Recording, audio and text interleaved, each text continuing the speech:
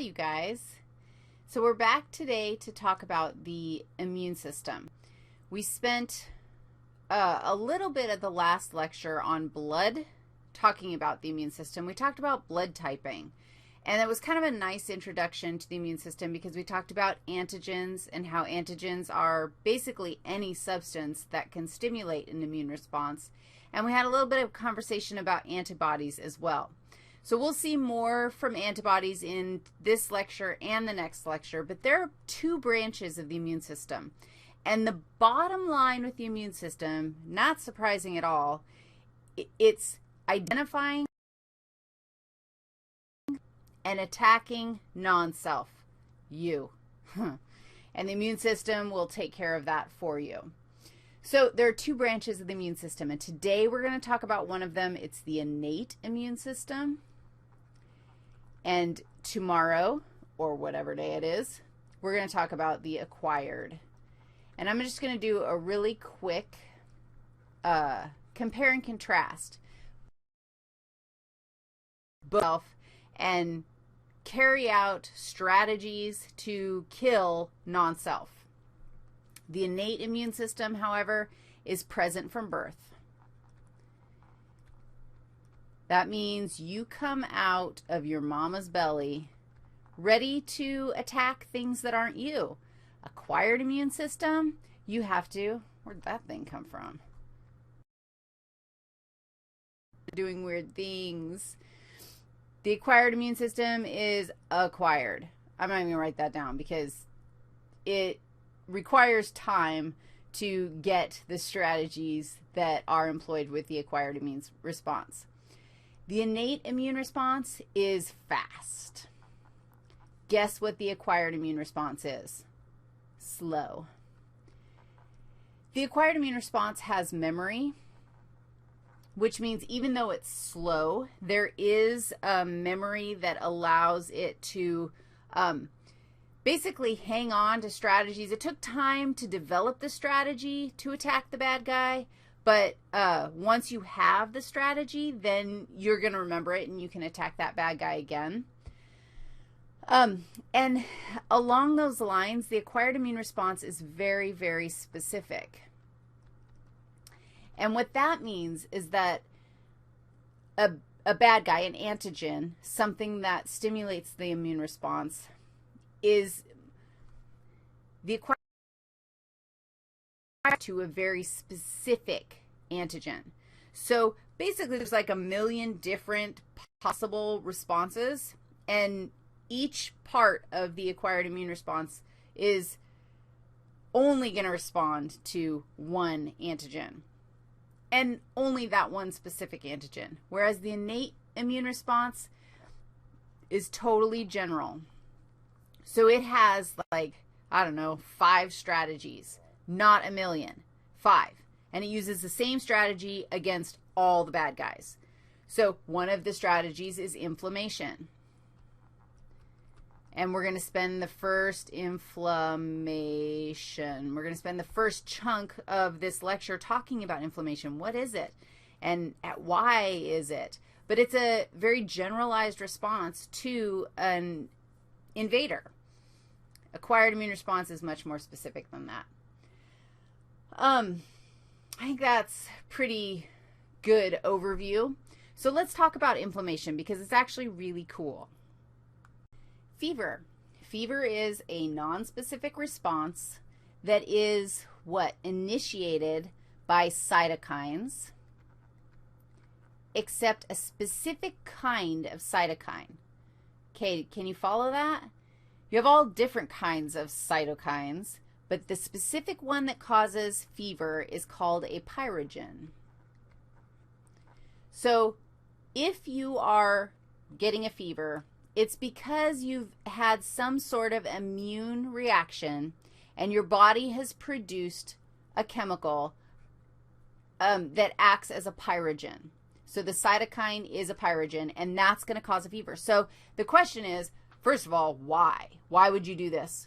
Well, interestingly, some of your white blood cells function better at a little bit higher temperature. You know that your normal body temperature homeostatic body temperature is about 98.6 degrees Fahrenheit. And that's like totally about. Like there's a big homeostatic 99, and that's all in homeostatic range. But if that is actually maintained by the hypothalamus. Thalamus does a ton. The hypothalamus, remember, was in your brain. So essentially the hypothalamus sends that if the temperature drops below, if your core body temperature drops below 98.6-ish, then the hypothalamus is going to send out a message, dude, we need to increase body temperature. How are we going to do that? Well, you can start shivering, put some clothes on. That's awesome.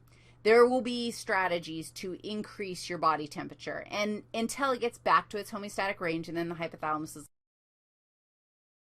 like, body temperature goes higher than the homeostatic range, then the hypothalamus is going to say, hey, let's initiate vasodilation in the skin. Let's cool off the blood by having vasodilation take place. Let's sweat. Let's sweat. Because sweating cools you down. The water evaporates and pulls the heat away from your skin, takes the heat with it in order to evaporate so that you end up cooling down. The hypothalamus says, okay, cool, we're back to normal again. So sometimes your white blood cells function better at a higher temperature. So there actually are advantages of fever. Disadvantages, obviously you feel like crap when you have a fever, but why? What's happening? Cytokines, pyrogens reset the thermostat. They reset what is normal. So what felt like normal at 98.6, your body said, okay, we're going to maintain it here, the normal range. And now normal is like what? 102. Oops, not 120. That'd be all bad. 102 is just an example. So now the hypothalamus says, if the body temperature is not 102, we're cold. That's why you get the shivery shakes. What is that called when you get the shivery shakes when you have a fever? I can't remember. It has a name. But you can call it the shivery shakes if you want. The shivery shakes are, that's just shivering. And so you're just increasing muscle activity, which is producing heat as a byproduct. It's going to happen until you get up to 102. If you go higher than 102, your body's going to be like, oh, it's too hot, man. Whoa, we need to cool it down. You're going to get flushed. You're going to start sweating. Chills, that's what it's called when your body temperature, but your body temperature is actually high, but you feel cold. You get yourself all covered up in all your blankets and you're all cuddly and sad because the dang pyrogens have reset your thermostat for a higher set point. All right. Dude, what? Oh, look at this. Another advantage of the fever is that sometimes the higher temperature is inhibitory to bacterial invaders. So they don't do quite as well in that hotter temperature, which makes it advantageous for us to make ourselves into a little furnace zone so we can blast out the bad guys. Next up is the acquired immune response, which, holy Facebook platform. So relax, study this all up, and then have fun doing acquired immune system. Bye-bye.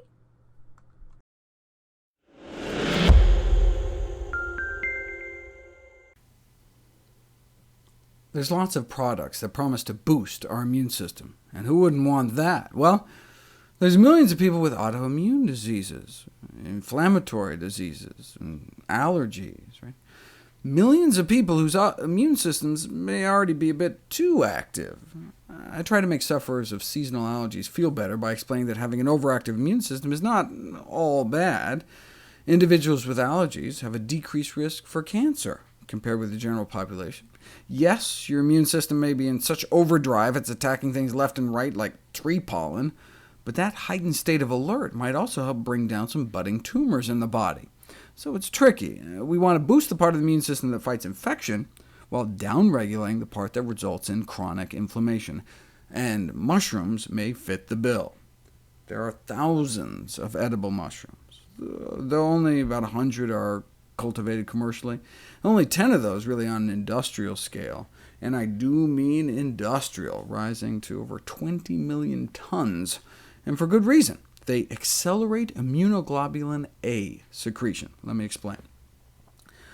Though skin is considered our largest organ, we actually interface with the outside world more through our mucous membranes that line our mouth, our entire digestive tract, our reproductive and urinary systems, inside the breast glands, on our eyeballs, occupying our largest body surface area. Our gut alone covers more area than a tennis court, and much of it is only one cell thick. One microscopic layer is all that separates us from all the toxins, viruses, and bacteria out there, and so we need one heck of a first-line defense. And that defense is called IgA, immunoglobulin A. Immunoglobulin means antibody. These are our type A antibodies. Dietary intake may improve mucosal immunity by accelerating IgA secretion, but no studies have ever been conducted on mushrooms until now. So they had half people eat their normal diet, half eat their normal diet plus cooked white button mushrooms every day for a week. Then, using the passive dribble method for collecting saliva, they just measured the amount of IgA they were pumping out. No change in the control group, but after a week of mushrooms, IgA secretion jumped 50% and even stayed up there for a week after they stopped eating the mushrooms. This study has shown for the first time that dietary intake of white button mushrooms, just regular white mushrooms, about a cup a day, resulted in higher IgA secretion, and the elevated secretion remained stable into week 2, but then fell back to baseline.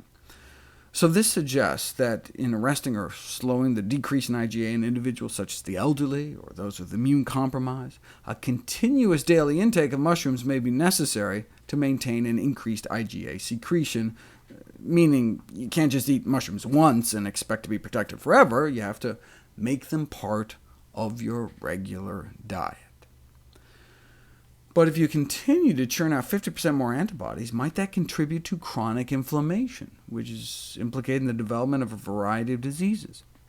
No, in fact, mushrooms appear to have an anti-inflammatory capacity in vitro, suggesting that they could be regarded as a potential source of natural anti-inflammatory agents. For example, here's an inflammatory response without mushrooms and with mushrooms, right? Both white and a few other varieties. They think it might be the phytonutrient pyrogalol, found in a variety of mushrooms, as well as in our old friend amla, Indian gooseberries, that similarly appear to reduce inflammation while at the same time boosting immune and anti-cancer function.